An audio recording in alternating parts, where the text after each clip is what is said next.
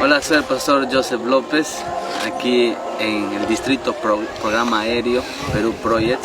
Estamos haciendo una actividad con la iglesia, participando del movimiento Todo Miembro Involucrado, donde podemos ver que la iglesia de Nuevo Nazaret, Amaquiría, Utucuro y Belén están movilizándose, dando la palabra de Dios, regalando folletos, haciendo los 8 remedios naturales y también de paso explicando un poco lo del santuario. Mi gran deseo para estas comunidades nativas, tanto Shipibo como Ashánica, es que ellos puedan tener un compromiso con Dios en su vida, crecer día a día en su compromiso con Dios, en su crecimiento, y que ellos mismos puedan evangelizar a otras comunidades también aquí de su misma lengua, todo miembro involucrado.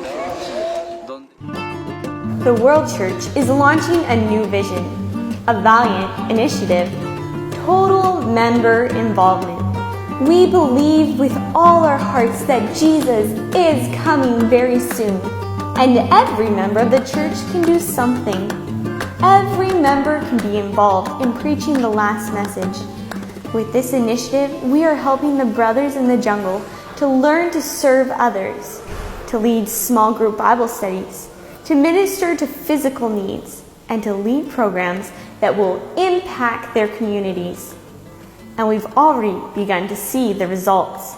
The young people, as well as adults of these various churches and small groups, are already experiencing the joy of bringing people to Jesus by simply following the method of Christ.